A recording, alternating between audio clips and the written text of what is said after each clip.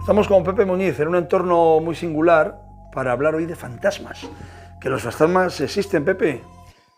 ¿Cuál es tu teoría? A ver. Pues los fantasmas existen y regresan los muertos. Pues la tradición popular, llevada a su fantasía, cree en estos espíritus, porque normalmente suelen ser estos familiares, amigos, que vuelven o regresan a la vida para terminar un trabajo que no han podido.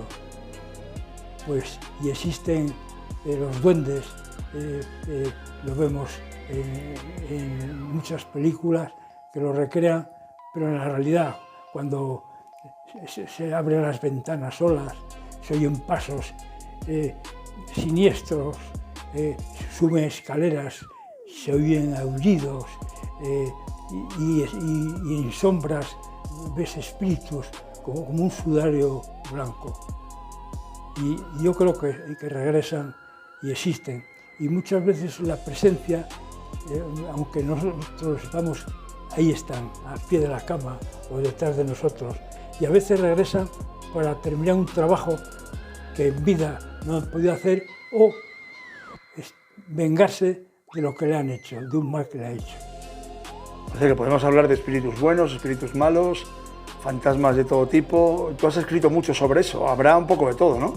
Pues sí, hay infinidad. Yo a través de los años he ido recopilando en base de escritos, recortes de periódicos, se lo han contado, pero ya de hace bastante tiempo, antiguos, de principios de siglo, y revistas y casos aquí de la tradición oral que me han contado, y entonces los he recopilado y voy contando. He publicado en muchos sitios, he hecho programas en la televisión de aquí, en la 2, en la televisión 2, en periódicos, en revistas, están grabados a través de los tiempos, y curiosamente pues muchos de ellos ya son clásicos, los cuentan los guías de estos que llevan por aquí enseñando León, los cuentan, lo he visto yo en programas foráneos, recogidos,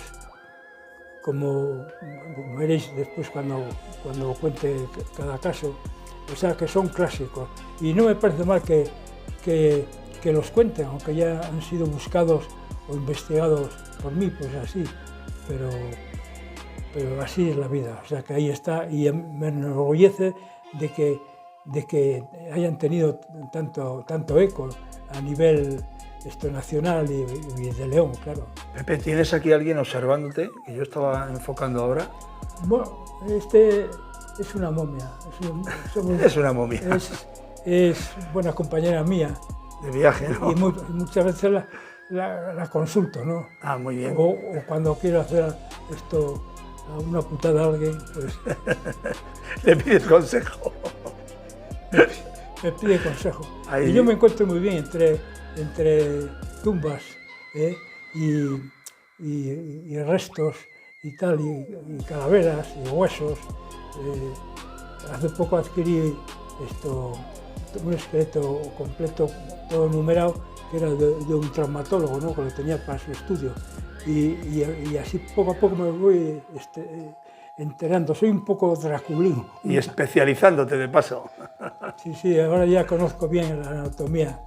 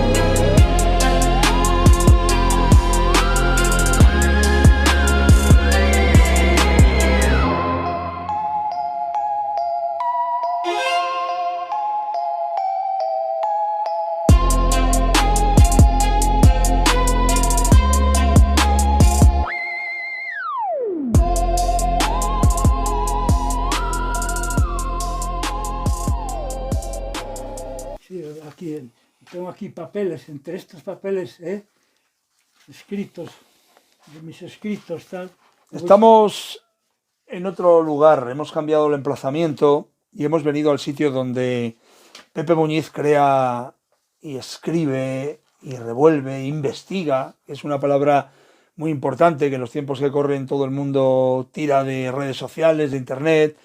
Pepe sigue siendo un hombre de libros antiguos, y todo eso al final pues lleva como resultado el tener frente a él pues un montón de obra. Yo no sé cuántos artículos puede tener escritos Pepe Muñiz, miles, Sí, sería la palabra. pues casi 2000. Casi 2000 que son artículos publicados en prensa, Publicados en radio, en televisión. radio, televisión, tirando por la baja. Es que yo empecé en los años 60, así, 1960, ya empecé yo esto por los periódicos, tal. O sea que han pasado ya 60 y tantos años. Nosotros queríamos Toda una vida. hoy que Pepe Muñiz nos pusiera voz a todas esas leyendas que rulan por las calles de León, que están en boca de los guías, como bien explicabas antes, y que han sido publicadas y que ahora forman parte del ideario y de las cosas curiosas de León y de los misterios de León, porque volvemos al tema de los fantasmas. Y yo creo que una de las bases de todas tus leyendas son fantasmagóricas, ¿no? Pues sí, me gustan mucho los otros mundos, o los mundos que no son de este, porque yo ya me considero del otro mundo, por mi edad. Bueno, pues yo creo que lo mejor que podemos poner es voz a esas leyendas, Pepe. Regálanos alguna de ellas Bueno, para que yo podamos tengo ilustrarnos. aquí, pues podría contarlas, pero vamos, como tengo aquí algunas aquí escritas, pues puedo ir contándolas y Y nos leyendo. vamos situando también un poquito. Venga, ¿cuál sería la primera que nos vas a regalar para que los oídos se habitúen a esas leyendas? Bueno, pues Que muchas de ellas, estar al quite, ya las habéis escuchado, ya las habéis sentido, ya las habéis visto, porque además últimamente hay un montón de gente en las redes sociales que están reproduciendo las leyendas de Pepe Muñiz. Incluso algunos de ellos los hemos visto pasear por León y buscar los sitios donde esas leyendas se han hecho realidad. Venga, vamos con esas leyendas, Pepe. pues sí, lo van contando, me parece muy bien, porque son leyendas etéreas, ¿no? No puedes decir esto es de aquí, no. Son leyendas orales, ¿no? Que yo las he recogido, las he escrito y ambientándolas en el lugar, ¿no? ¿Cuál sería la primera, Pepe? Tengo infinidad de ellas, pues podemos saber, está la casona donde está el Museo Vera Zanetti, que yo lo vi cuando estaba en ruinas, era una casa preciosa, casi latina. Recuerdo lo que sucedía en torno a la casa número 3 de la calle Pablo Flórez, con vuelta al corral de Villa Pérez. Esta casa, donde se halla actualmente el Museo de Vera Zanetti, estuvo a punto de ser derribada al haber sido declarada ruinosa. La oposición de los vecinos y Bellas Artes lograron que no se llevase a cabo esa barbaridad. Es un edificio del siglo XVIII con un bello artesonado. Pues bien, algunos vecinos que aún vivían en la casa manifestaron la existencia de fantasmas. Por la noche se oían ruidos y como un arrastrar de pasos por el desván. La leche que dejaba el lechero en el portal desaparecía. Pero al fin quedó todo aclarado. El propietario del inmueble dejaba ocupar el desván a un mendigo para pernoctar de forma gratuita, y con este pobre hombre le acuciaba el hambre, se bebía la leche.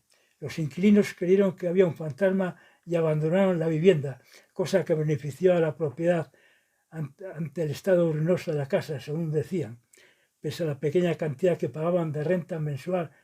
Eran unas 150 pesetas, 0,90 céntimos de hoy. Pero eso es lo que se dice. O sea que se puede decir, un fantasma fallido.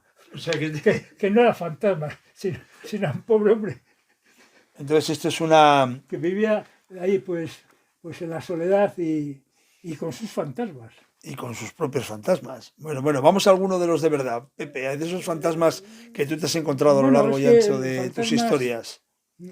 los fantasmas reales, vamos, son los que existen, andan por aquí, porque hay fantasmas, pero yo me refiero a los fantasmas etéreos, los que no se ven o se supone que existen, ¿no?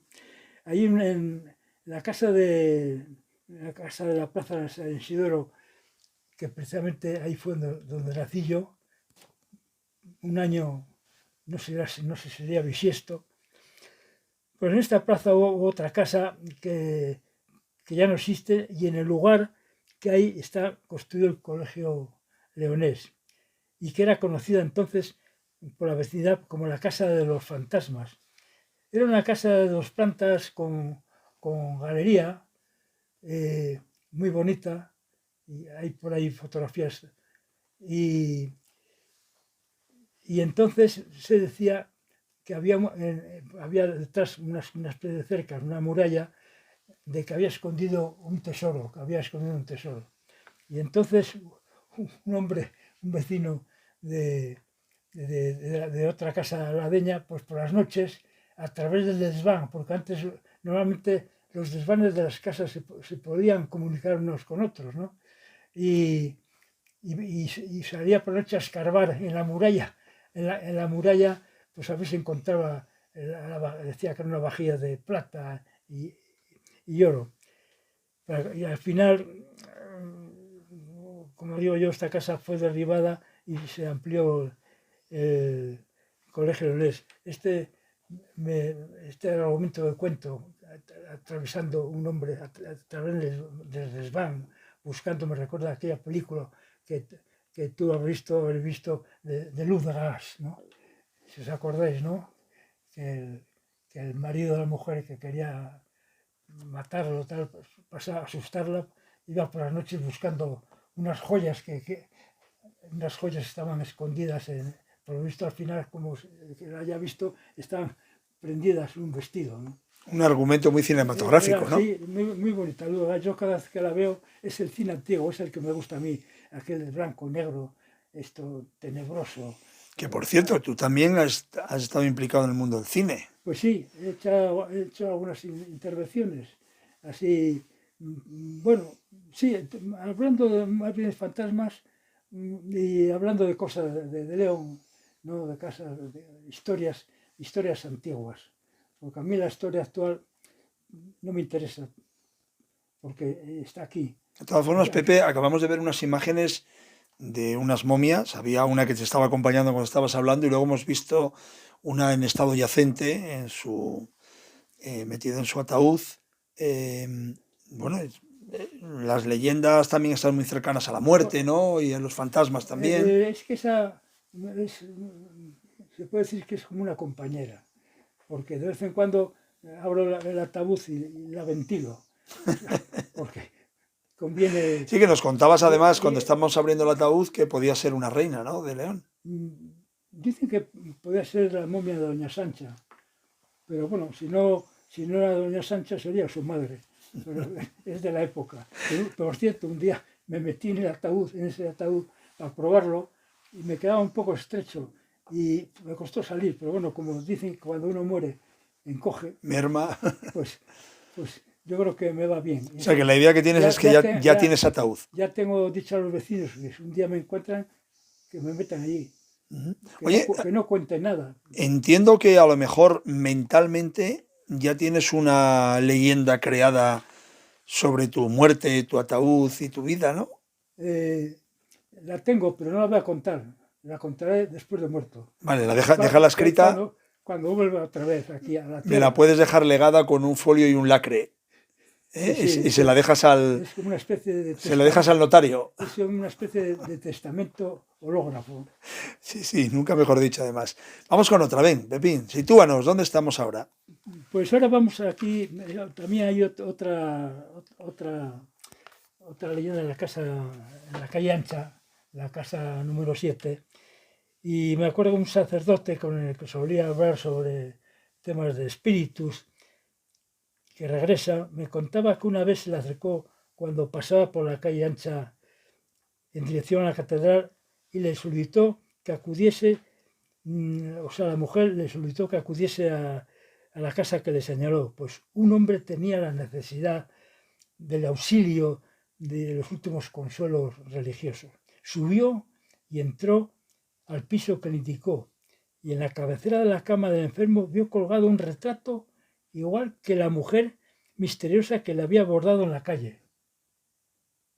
Preguntó a un pariente que estaba en la habitación que quién era la señora del retrato y le respondió que era la esposa del moribundo, fallecida hacía 10 años. Qué cosa, o sea, la mujer que le indicó que subiera era la propia mujer que había muerto. Por eso te digo que creo que los fantasmas existen, regresan, de una forma o de otra. ¿Tú crees que estando en la calle ancha en un momento dado podríamos volver a tener esa sensación de que está por allí la mujer del difunto? Pues yo alguna vez he pasado por ahí, he visto a alguna señora así sospechosa, así como un poco pálida. Hay una que no sé si vive por ahí y me fijo en ella y digo, ¿sería esta la señora del difunto este? Ahí lo dejamos. Es bastante pálida y flaca de carne. Lo dejamos en flotación. A ver, ¿a dónde nos llevas ahora, Pepe? En ese libro que tienes ahí tan inmenso, lleno de folios y de Pues aquí leyendas. vamos, apuntes tengo la casa de Portamoneda, que lo voy a contar porque eso, hoy, ya, como voy a decir, no lo han tirado. Otro caso muy comentado era el de un periodista que vivía en una casa de dos plantas de la calle Puertamoneda, junto a donde nació el famoso político Félix Gordón Ordaz, presidente de la República en el exilio, casa hoy también derruida. Pues bien, contaba su vida que en un altillo del desván de la casa, su esposo tenía un pequeño despacho lleno de libros que solo utilizaba para escribir, siempre acompañado de varios gatos que entraban por el tragaluz, que a su vez para él eran fuente de inspiración. A mí también me ha ocurrido. Pasados días del fallecimiento, la viuda que dormía en la habitación que estaba justamente debajo del altillo, donde escribía su marido, sintió como el tecleteo de una máquina de escribir. En principio no le dio importancia, pensando que se trataba de una perspectiva ilusoria, pero pasados unos meses seguía percibiendo el tecleteo. Subió a ver lo que pasaba y observó que todos los muebles y librerías estaban llenos de polvo. En cambio, la vieja máquina de escribir estaba totalmente limpia y brillante. Contó el caso a familiares, amigos y al párroco de la iglesia del mercado y todos opinaban que pudiera ser del fantasma del difunto periodista que regresaba por las noches para terminar de escribir algo que no pudo acabar en vida. La vida por consejo abandonó la casa y se fue a vivir a Tierra del Sur, que es un clima más caliente. Al cabo de un año regresó a visitar a la vieja casa, subió a la habitación del altillo y observó que la mesa y la máquina de escribir seguía limpia y el resto lleno de una abundante capa de polvo. Es un misterio que se contó en la prensa, ¿no? Si fue verdad o no, pero vamos, se supuso que era una cosa fantasmal. No, lo es sin duda alguna.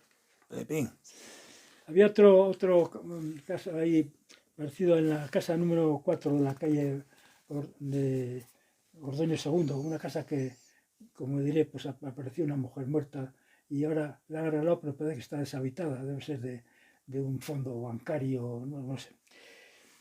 Se dice, lo leo, se dice que los fantasmas del bello sexo prefieren regresar entre los vivos con aspecto más joven del que tenían en el momento de su defunción. Y es verdad. Ese es el caso ocurrido en León por los años 1940, el de una anciana mujer de porte aristocrático que rondaba ya los 95 años, viuda de un militar del antiguo regimiento de Burgos que estaba en la calle del Cid y que acostumbraba a pasar por la calle de la ciudad siempre apoyada de su inseparable bastón con empañadura de plata. Vivía en el número 4 de la calle de Ordeño II. Pues bien, según decía ella misma, en su juventud era una mujer bellísima, difícil de querer al ver su cuerpo encorvado, su rostro y su boca hundida. Un mal día, la anciana falleció en la soledad de una manera triste. Durante bastante tiempo, según contaban algunos vecinos de la casa, que podían ver a través del patio la habitación donde dormía la anciana difunta, como una silueta de mujer con un rostro bellísimo a los pies de la cama, suponiendo que fuera un familiar, según los vecinos. Recordemos, como decía antes, que no hace mucho en esta casa vacía de inquilinos, actualmente apareció muerta la dueña del edificio, que vivía sola, la cual había fallecido meses antes. Fue encontrada gracias al aviso de un arrendatario de los locales de abajo, que le extrañaba que no fuera a cobrar la renta. Esto lo publiqué yo se publicó hace tiempo en un periódico local. Yo veo, Pepe, una cosa que son historias muy realistas, pero a la vez fantasmagóricas. Es la vida real, pero llevada al momento más fantasmal, ¿no? De las historias. Pues sí, es que no se sabe. Ahora hace poco creo que apareció por aquí el león, un hombre en un pozo difunto que le habían, estaba sin testículos, o succionado, no sé. Sí, me parece que fue aquí el león. No sé. O sea, hay cosas muy extrañas. Y otro caso también curioso, ya, no sé, bueno, es también dentro de lo fantasmal, ocurrido en el Instituto Padre Isla, en aquel instituto tan bello que fue. El llorado Padre Isla, junto a Pallarés. Sí, me contaba me contaba un viejo profesor jubilado con quien solía tener charlas de este tipo, que un sacerdote que daba clases de religión en el antiguo instituto Padre Isla de la calle Ramón y Cajal, lamentablemente destruido para levantar la nave cuartelera que ahora vemos, que en más de una ocasión fue sorprendido el mismo día y a la misma hora dando clases de la asignatura de religión en otro colegio de la capital. Ante tal rumor, parece que hubo de intervenir el obispo. No sé si el sacerdote llegó al olor de santidad, pues a este respecto hay que recordar la vida de los santos y su don de ubicuidad, es decir, la presencia simultánea en dos lugares distintos. Y esto lo añado yo desearía que estamos hablando sobre este caso del patrimonio, solamente contar para haber derruido eso, que los responsables que consintieron el derribo de aquel bello instituto estén vagando por las galaxias para toda la eternidad, llevando bajo el brazo su cabezota descarnada, monda y lironda. Ay, Pepe, escucha, yo creo que esto hay que hacerlo gráfico mostrando la calavera que tienes ahí justo encima de la mesa. Dale la vuelta para que la gente la pueda ver, por favor. Bueno, después de los deseos que acabas de tener para los que... Esto es una calavera que... De una cabra, pero podía ser del demonio tranquilamente, sí, ese demonio al que has invocado hace un segundo. Se usaban para los aquelarres. Ahí en el... tengo una calavera ahí en el armario. Voy a buscarla, vete contando la siguiente historia. Sí, la estoy viendo. Ahora voy, Pepe, vete. Mira, vete. Ten cuidado, no te muerda. No, bueno, tienes aquí un lobo también, o sea que... Caray, esto es muy emocionante, estar aquí hurgando en las cosas de Pepe Muñiz. Voy a coger la calavera con todo el cariño, y se la voy a llevar Ten cuidado. A Pepe a la mesa. Toma, amigo Pepe. Aquí, ya me contarás quién es. Aquí me traes a mi compañera. Pues esta apareció en una cueva. ¿En una cueva? En una cueva de la montaña. Puede ser de cuando la guerra civil se escondían tal, o puede ser uno que se escondió y ahí quedó.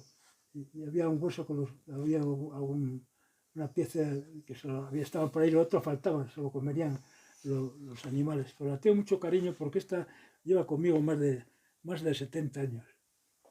Y así quedaremos todos. Bueno, pues déjala ahí para que nos ambiente un poquito. Eso es. La pondré aquí Ahí mismo, porque Pepe. me acompaña. Esta me inspira mucho. Y pues vamos a seguir. A ver, que esta ha sido ha tenido mucho éxito esta historia del Palacio de Villasinda, del Hotel París. Es verdad. La Sí, famosa sí. Pamela. Todo lo que tenga que ver con el misterio y el Me sexo, parece que hace tiempo la también. mezcla del misterio y sexo es una Sí. mezcla bastante explosiva. No, es que normalmente, como he dicho, me parece que lo he dicho antes, los fantasmas femeninos han sido mujeres bellas y vuelven a la tierra pues para seguir exhibiendo esa belleza, pero claro, ahora ya no pueden cambiarla porque suelen ser ya pues estar ya secas, ¿no? Un poquito moribundas.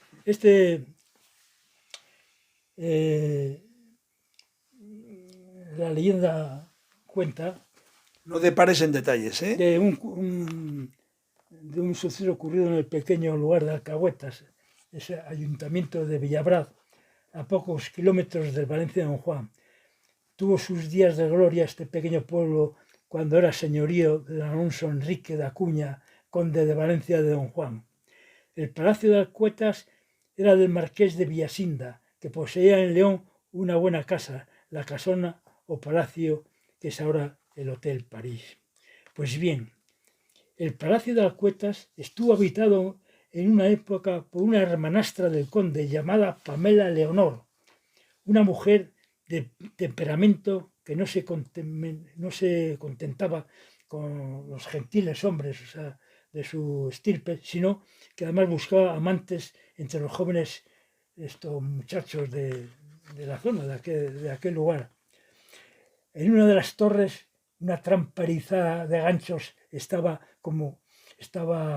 en comunicación con la estancia privada de Pamela Leonor. Apenas los jóvenes mozos habían saciado los deseos de Pamela, eran arrojados a la trampa y morían desangrados. En una ocasión, uno de ellos, defendiéndose, arrastró a la propia Pamela en el foso. Gritos y lamentos se oyeron durante bastante tiempo por ese lugar, y entre ellos la voz de una mujer. Y al parecer, allá por los años de 1940-45, se corrió la voz de la existencia del fantasma de una mujer que se paseaba por las habitaciones del Hotel París, y algunos huéspedes que dormían en ellas se quejaban como tener la sensación de si una mujer les acariciase a la par de recibir en su rostro como un beso de labios fríos. Enseguida corrió la sospecha que pudiera ser el fantasma de la malvada Pamela Leonor, que volvía a sus correrías sexuales. Esta es otra historia de fantasmas, que parece que era cierto, y yo creo que sí, porque si no, ¿de qué se va?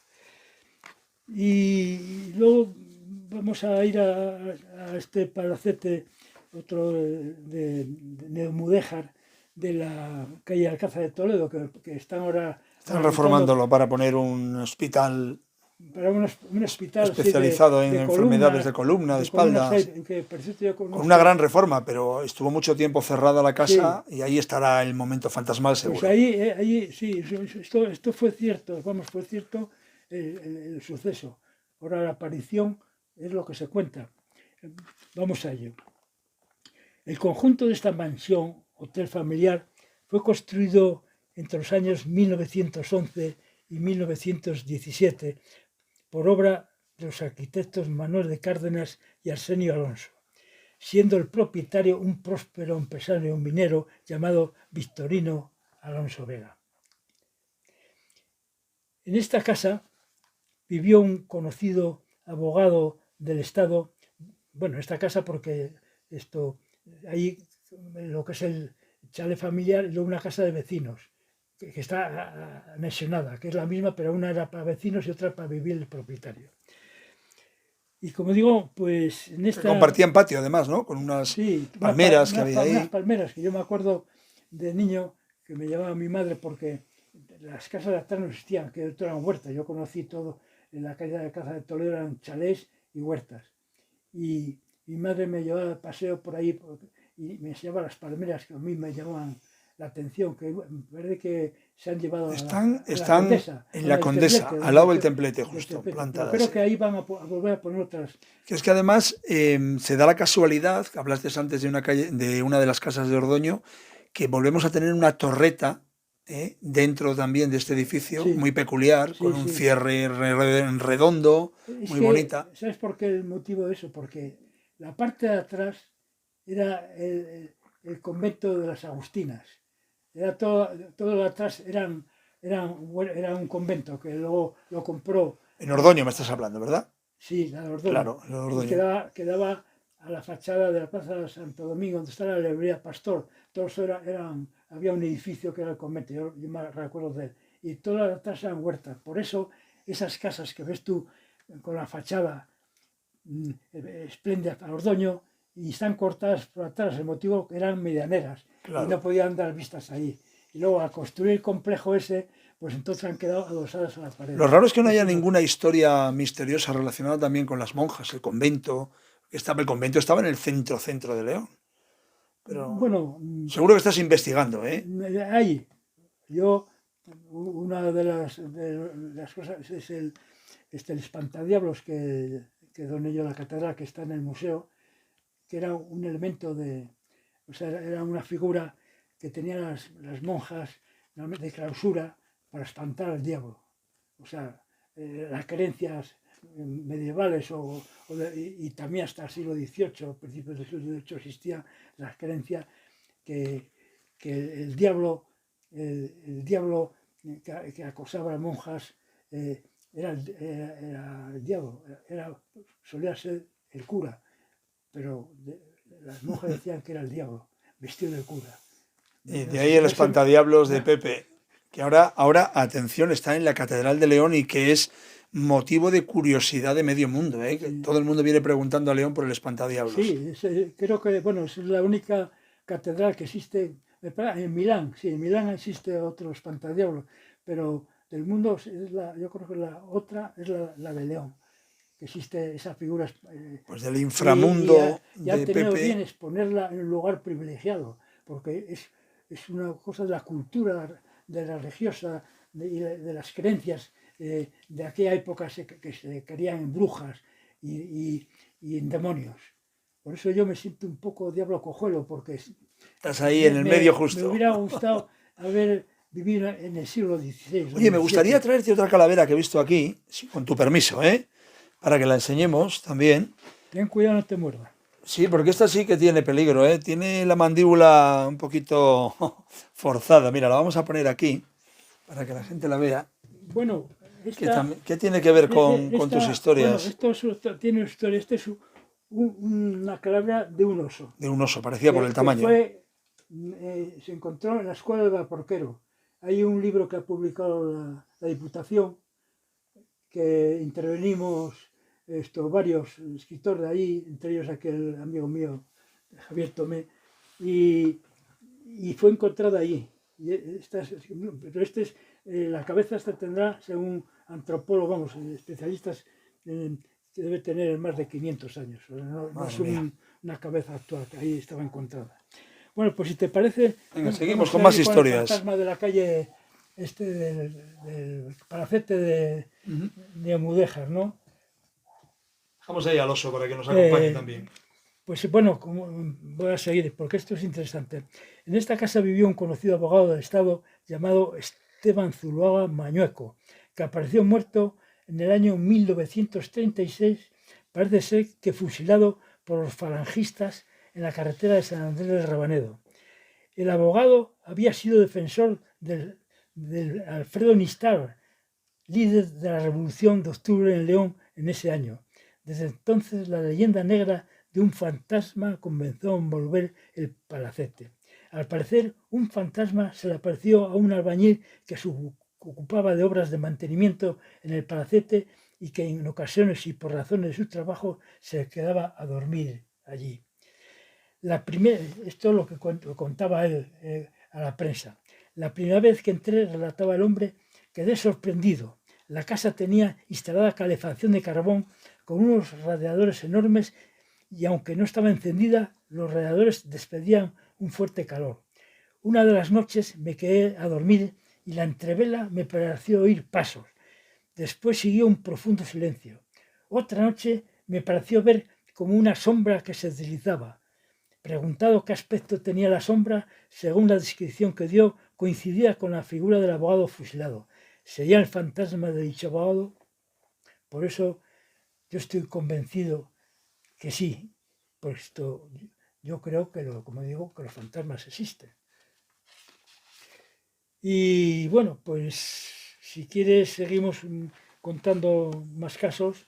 Sigue Sí. contando todos los que quieras, Pepe, Hay que otro, tenemos una obra muy extensa. Este otro, vamos a ver, aquí tengo estos, es que los tengo con yo estos de pergamino, tal, que estos en tiempos de la hambruna, como son de cabra, los usaban para hacer el cocido, las pastas esas. Hay algunos que no tienen pasta porque fijaros lo que está contando Pepe, que yo me he echado a reír, porque Pepe lo cuenta siempre con mucha gracia todo, pero ojo lo que ha dicho. En la época de hambruna las pastas de los libros las echaban a cocer para sacar sabor para el caldo.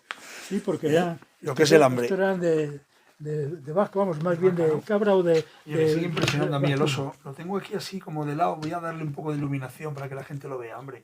Espera, quitamos aquí... No, la cabra ni la quites, que la cabra es el toque. Bueno, pero yo... Ahí está muy bien. Si ahí quieres se ve muy pongo bien, mi cabeza aquí. No, la cabeza tuya sigue leyendo, que me interesa mucho más. Yo me gustaría ver mi cabeza. Si ¿quieres ver tu calavera? Monda y Lironda, a ver qué aspecto pues, tengo. Ya te invocaremos en su momento, no te preocupes. Bueno, vamos a ver el fantasma de la casa Zuloaga de la calle Sierra Pambley. Como se sabe, don Fernando Merino, para quien fue construida la casa como residencia familiar, nació en León en el año 1857 y murió también en León en 1929, en trágicas circunstancias. Manejaba desde su farmacia todos los hilos de la vida de la ciudad, pues era afamado político aquí y en Madrid como consorte de la condesa de Sagasta. Hacia 1915 empezó su declive tanto político como económico. Y si a esto añadimos la pérdida de su esposa, el conjunto de todas estas desgracias le llevaron a tomar la determinación fatal de que en julio de ese año 1929 decidiera acabar con su vida suicidándose. A finales de la década de los años 1940, un pintor miniaturista de cuadros que tenía alquilada una habitación como huésped, que a la vez hacía de estudio en una pensión que había en la casa Zuloaga, contaba que un día había recibido la visita de una señora de avanzada edad y de porte aristocrático, para que le pintara una miniatura de su hijo, y le dejó una fotografía de él en ese color sepia como aquellas del siglo XIX. Esa noche, apenas se había dormido, el pintor notó la sensación como si al pie de la cama una figura lo observase. Pasadas 2 noches sintió la misma presencia, pero esta vez se acercó más a él y pudo ver mejor el rostro de la aparición. Al fin se puso al trabajo de hacer la miniatura que le había encargado la señora y al coger el retrato que le dejó como modelo se llevó el susto de que el rostro coincidía con el de la figura fantasmal que se le había aparecido. Al menos tuvo esa sensación. Empezó a investigar quién sería el del retrato hasta que un día observó en la tienda de un anticuario de la calle de los Cubos un daguerrotipo con el mismo personaje. Preguntó al anticuario si sabía quién era y le contestó que era don Fernando Merino. Estaba en el cajón de una cómoda que compró a esa familia después del suicidio de ese hombre. Esta historia yo creo que corrobora lo que comentaba por la ciudad, se comentaba por la ciudad, de que el espíritu, el fantasma de este Fernando Merino se deslizaba por esa casa marcada sin duda por el trágico pasado, denominador común de los escenarios vinculados con lo insólito y de los acontecimientos extraños relacionados con lo sobrenatural. Los fantasmas, repito, existen. Y vamos dejando buena prueba de ello con todas las historias que sí, Pepe nos va relatando. Yo he querido... Seguimos haciendo hincapié en que la intención de hoy es hacer una auténtica loa a todo el trabajo que ha hecho Pepe, recopilando estas leyendas que ha ido dando forma y que ha ido publicando y sacando en diversos medios de comunicación y que ahora forman parte ya del común de los leoneses y de todos aquellos que vienen a León a disfrutar de este León también misterioso y fantasmal que nos está pintando hoy Pepe Muñiz. Continúa, Pepe, que tienes ahí todavía un buen montón de ellas. Pues aquí yo por mí estaría días y días, pero claro, vamos a resumir. Esto, aquí, bueno, he contado también la famosa leyenda de la Dama de Blanco, que se ha hecho hasta una película. Y tú creo que hemos hecho un reportaje contando la historia de... Si os parece, pondremos el enlace para que lo podáis ver, porque es una historia muy bonita que también salió de la pluma de Pepe Muñiz, dando vida a una dama de blanco que realmente ha existido siempre. Sí, una historia. Me lo voy a resumir, aunque sería bien que digamos, el que nos esté viendo la gente viera aquel documental tan bonito. Y incluso creo que vimos a esta dama de negro andando por la Plaza Catedral. Efectivamente. Pues cuenta la leyenda que en una de las plazas cercanas a la catedral vivían dos familias más bien enemistadas. ¿En qué ciudad no han existido Montescos y Capuletos? La hija de una de esas familias, bella muchacha de cabellos rubios, se llamaba Ana y el hijo de la otra, José. Ambos se amaban en secreto, a escondidas de sus padres.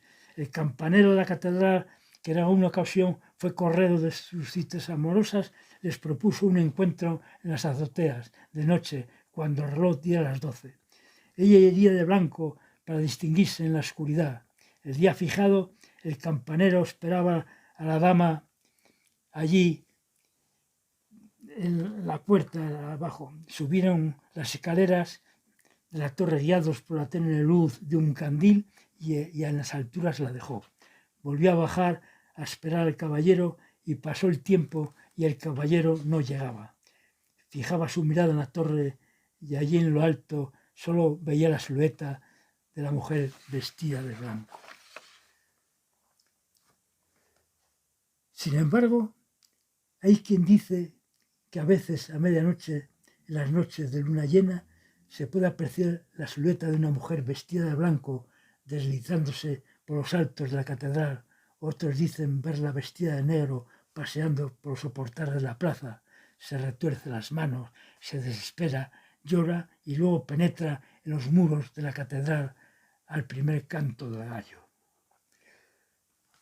También vamos, ya que estamos aquí en la catedral, porque la catedral es punto de encuentro, fuente de inspiración y además los guías cuentan muchas de estas historias al pie de la catedral. Sí, efectivamente, porque la atracción de la catedral no solo sus vidrieras góticas, la inmensidad de todo lo que allí encierra, y si nos adentramos en sus recovecos, en sus pasadizos, en sus misterios, en sus gárgolas, hay que tener mucho cuidado porque podemos quedarnos sin palabra, sin voz, porque ahí de vez en cuando aparecen espectros, como este de el esqueleto, que llamo yo el esqueleto descabezado. ¿Qué podemos encontrarnos debajo del suelo de la catedral? Algunas cosas se saben, pero la mayoría están aún por descubrir. Cuando las obras de restauración de la catedral, llevadas por don Demetrio de los Ríos en el siglo XIX, este arquitecto localizó, aparte de los restos de las termas romanas, un pasadizo de unos 22 metros utilizado en la Edad Media como panteón. Este panteón es conocido por la cripta norte y al parecer desde entonces apenas se ha vuelto a explorar. En esta cripta se encontraron varios sarcófagos de piedra que aún deben estar intocados, Pues bien, se cuenta, cuando se descubrió este pasadizo, que se encontró en posición sedente y apoyado en una de las tumbas un esqueleto descabezado y a su lado una especie de coraza. Al principio se creyó que pertenecía a un guerrero romano, pero enseguida se desechó la idea y se supuso de que se trataba de un caballero medieval leonés, que en uno de los continuos enfrentamientos entre la nobleza de la ciudad intentó ocultarse en la cripta y ya no pudo salir. Incluso se especula que tal esqueleto pertenecía a un canónigo, que arrepentido de sus pecados se exilió él mismo, encerrándose en vida en esta catacumba, a sabiendas de que una vez dentro ya no podría salir. El motivo de que el esqueleto apareciese sin cabeza es un enigma, pero algunos dicen que el esqueleto, cuando ya no hay nadie en el templo, amparándose en la oscuridad de la noche, deambula por todas las estancias de la catedral en busca de su cabeza, y un leve siseo de crótalos anuncia su presencia. Esto es una leyenda que parece que sí. Yo he estado, alguna intentado, pero claro, por las noches que me dejaran solo, pero no se fían de mí. No sé. Tú, por si acaso, no te metas en las catacumbas, por si acaso no sales. Me meto en la cripta. En la cripta. Bueno, nos quedan algunas historias más todavía. Sigue, Pepe, contándonos. Bueno, vamos a seguir. Yo creo que con un par de ellas. Venga, estupendo, perfecto. Estas las he contado y esto hace poco en mi programa de Radio León. Aquellos el hoy por hoy. Que hicimos tantos. Que además en la cabecera, tantos hicimos. La cabecera que tienes en el hoy por hoy es mi voz, cosa que me orgullece mucho todavía. Claro, y cuántas historias grabamos por todo León. Muchas y cuántos insólitas. Bueno, como son las leyendas que nos estás contando ahora, que estamos poniéndole nombre y apellido. Aquel gato negro de las cercas. Es verdad. Que por cierto van a derribar aquella casa donde aparecía el gato cuando estábamos filmando, que estaba ahí al lado nuestro y no se separaba. Asomaba la cabeza. Voy a contar uno que yo le llamo la calle de los besos del muerto.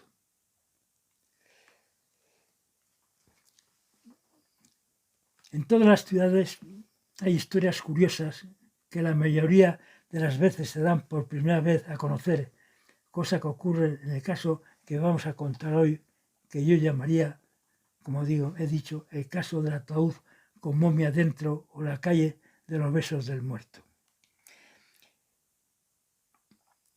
Me refiero a la calle Arco de Ánimas, que se llama, pero ¿por qué doy este título? Por lo que voy a contar. En esta calle también estaba ubicada la Casa Palacio de Orlanza, siendo propietario allá por los años de 1660 un canónigo llamado Francisco Vaca Flores Acevedo, casa con hermosa fachada hoy desaparecida, sin que se sepa a dónde fueron a parar sus escudos blasonados y sus piedras. Yo la conocí en ruinas y dentro había una carbonería. Es a la espalda donde está el Conde Luna. Al lado de este palacio había otra casona de planta baja y dos altas, más desván, dedicada a pensión de huéspedes. Un día, una mujer que allí se hospedaba dijo al dueño que una noche se había despertado por la sensación de que alguien le había dado 3 besos fríos. Seguimos con los besos fríos de los fantasmas. En fin, le propuso cambiar de habitación por otra que ocupaba la mujer que hacía la vez de criada y cocinera de la pensión. Entrada esta, se negó y dijo al dueño que ni por nada del mundo volvería a esta habitación, pues le había parecido tener la misma experiencia cuando anteriormente dormía en ella. El dueño, que tenía la intención de ampliar la escalera y le era necesario hacer obras en la habitación de los supuestos besos fríos, encargó los trabajos a unos albañiles. ¿Y cuál no fue la sorpresa de esto? Que al levantar el entramado, debajo había un ataúd entre las vigas del piso. Avisada la autoridad, al levantar la tapa del ataúd, se encontraron con un cadáver momificado, pero sus labios aparecían rojos, carnosos y frescos. Hechos los oportunos informes por el forense y antropólogos, Estos dataron que los restos hallados debían pertenecer a un hombre fallecido por lo menos hacía más de 150 años, sin comprender el motivo de que los labios del hombre momificado estuviesen como los de una persona que acaba de morir. Por esto digo que propongo que esta calle se llame de los besos del muerto. Una propuesta aceptada, No sé, sin duda alguna. Si la alcalde y acertada a la me vez. llamaran loco, ¿no? No. Muy apropiado. Bueno, nos queda una, Pepín, de las muchas que estamos relatando, y yo creo que cerramos el círculo, dejando bien claro quién es el creador de todas estas leyendas llevadas a papel y llevadas al aire y a la prensa. Son muy resumidas porque, claro, si no os llevarían horas, no cojo más bien. ¿Cuál sería la última, Pepe? Pues esta la llamo yo el fantasma de los cubos del Torío. Se cuenta que voy a resumir, que una adinerada familia de noble ascendencia que tenía casa solariega en el barrio de Santa Marina era poseedora de una gran fortuna e infinidad de objetos de plata y oro, reliquias de su ilustre pasado. Un día advirtieron la falta de algunas piezas de ese tesoro, coincidiendo precisamente con la ausencia de un fiel criado. Dieron conocimiento de los hechos a la justicia, se hicieron las averiguaciones correspondientes, pero nada más se supo, ni del tesoro sustraído, ni del paradero del fiel criado. Pasados varios años, una noche el dueño de la casa creyó ver a los pies de la cama a su criado como haciéndole señas para que le siguiera. Pensó que se trataba de un sueño, se dio media vuelta y volvió a dormirse. Días más tarde volvió a tener el mismo sueño de ver el fantasma del criado y cómo éste le conducía hasta uno de los cubos del Torío, enseñándole con el dedo un hueco de la muralla oculto por una vieja losa de piedra. Quiero decir que los cubos del Torío son precisamente los que están al lado de la casa vieja que se ha tirado hace poco, esquina calle Carreras, y hay los cubos. Y precisamente ahí hay un hueco que debe ser donde apareció este criado, como voy a decir. Bueno, pues bien, al cabo de unos días, el dueño, intrigado por saber si acaso fuera cierto lo del sueño, se dirigió al lugar señalado por el fantasma del criado. Llegado al lugar, con sorpresa vio una gran losa de piedra tapando algo.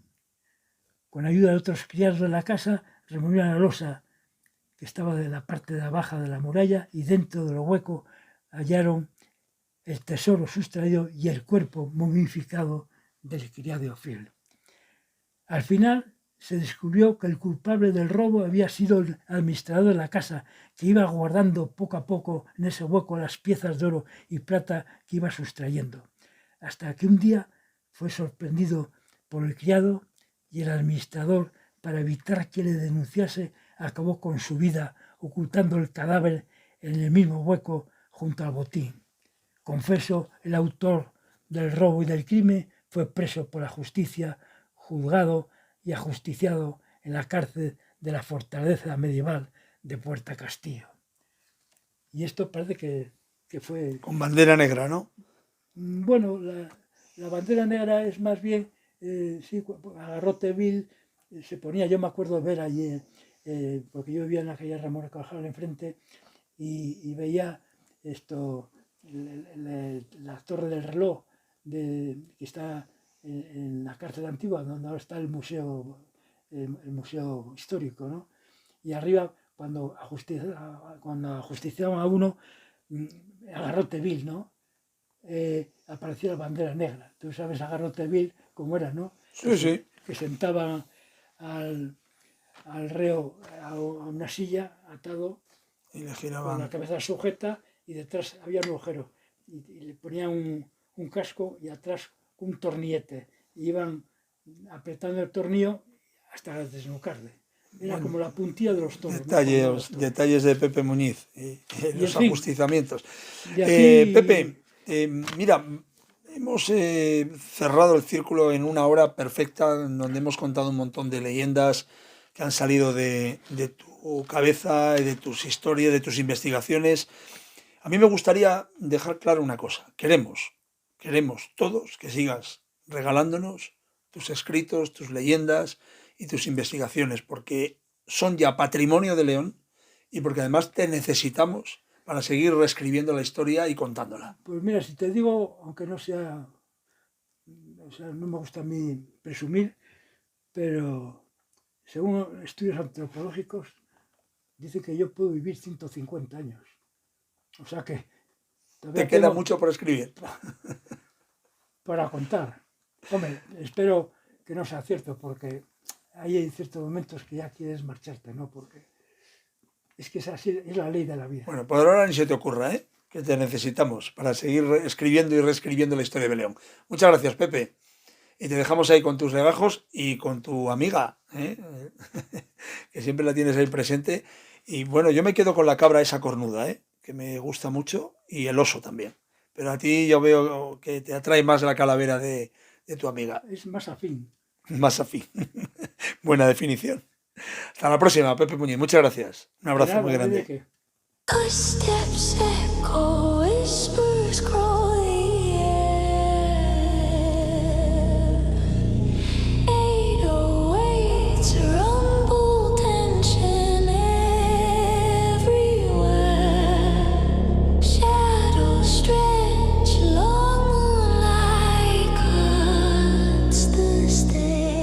Yeah, trapdoor creek, string sharp as a fang. Hi-hat tick like a clock, let clang. Cloaked in fog, secrets twist and hang. Dramatic, the night sang. Pulse raises heart caught in the tank. Beat drop dead, silence take the stage. Heartbeat drum, voices in the cage. Store the echoes, eerie like the plague. Heavy 808s, ghost dance in the mist. Mid scream sharp, like a cursed kiss. Horror effects, the night venomous twist. Fear grabs tight, can't resist. Yeah, left the faint, dissolves in the static. Reality blurs.